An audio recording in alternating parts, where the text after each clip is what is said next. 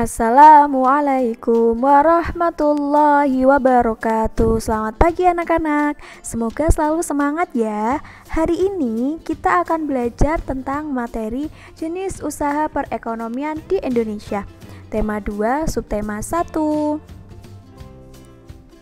Tujuan kita mempelajari materi jenis usaha perekonomian di Indonesia ada 3. Yang pertama, murid diharapkan dapat menjelaskan macam-macam kegiatan ekonomi. Tujuan yang kedua yaitu murid dapat menyebutkan jenis-jenis usaha di Indonesia. Tujuan yang ketiga yaitu murid dapat mengumpulkan informasi mengenai jenis usaha yang ada di lingkungan sekitar tempat tinggal. Jenis usaha perekonomian di Indonesia berdasarkan status hukum dibedakan menjadi 2, yaitu formal dan informal. Formal merupakan usaha yang memiliki izin resmi dan status hukum dari pemerintah atau lembaga yang berwenang. Contohnya, koperasi, badan usaha milik negara atau BUMN, dan badan usaha milik swasta atau BUMS.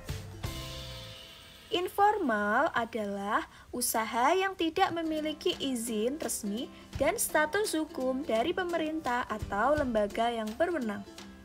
Contohnya yaitu pedagang keliling, tukang loak, pedagang kaki lima, dan pengrajin kecil. Jenis usaha di berbagai bidang. Bidang perindustrian, bidang agraris, bidang perdagangan, bidang jasa, bidang pertambangan, dan ada juga bidang pariwisata. Cara mengelola sumber daya alam ada 2, yaitu ekstraktif. Ekstraktif adalah kegiatan yang hanya memungut sumber daya alam yang ada tanpa melakukan pengolahan. Contohnya yaitu pada bidang pertambangan, bidang kehutanan, dan bidang perikanan. Cara mengelola sumber daya alam yang kedua yaitu dengan cara non-ekstraktif. Non-ekstraktif adalah kegiatan yang mengelola sumber daya alam dengan jalan mengolahnya terlebih dahulu. Contohnya pada bidang pertanian, perkebunan, dan peternakan. Bidang agraris. Negara Indonesia adalah negara agraris. Indonesia disebut negara agraris karena sebagian besar penduduknya mempunyai mata pencaharian di bidang pertanian. Bidang usaha yang termasuk pada bidang agraris diantaranya yaitu bidang pertanian, perkebunan, kehutanan, peternakan, dan perikanan. Kita bahas masing-masing ya bidangnya. Yang pertama yaitu bidang pertanian.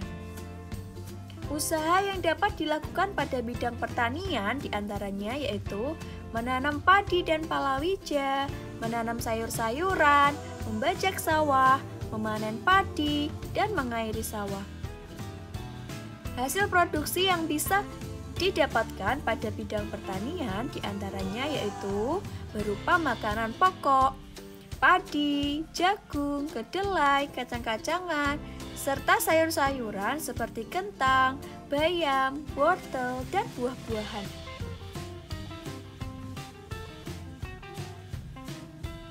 Bidang perkebunan.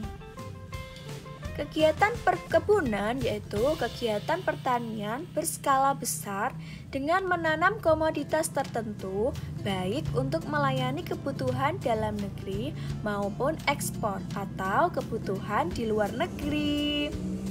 Kegiatan usaha yang dapat dilakukan pada bidang perkebunan diantaranya yaitu menanam teh, stroberi, menanam kopi, cengkeh, karet, dan kelapa sawit, serta memanen hasil perkebunan.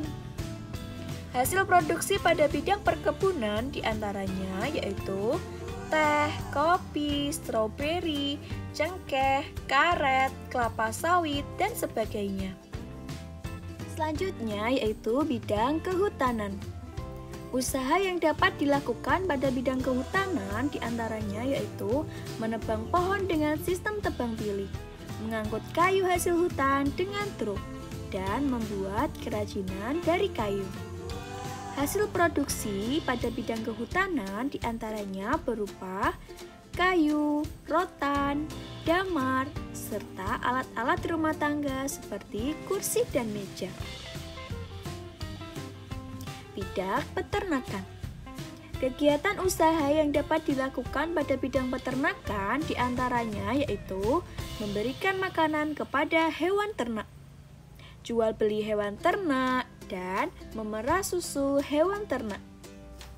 Hasil produksi pada bidang peternakan diantaranya yaitu berupa susu, daging, telur, madu, dan bulu domba. Bidang agraris selanjutnya yaitu perikanan. Kegiatan usaha yang dapat dilakukan pada bidang perikanan diantaranya yaitu mencari ikan di laut atau di pantai, budidaya ikan air tawar, budidaya ikan tambak, dan pedagang ikan. Hasil produksi pada bidang perikanan diantaranya dapat berupa ikan, kerang, rumput laut, cumi-cumi, dan lain-lain.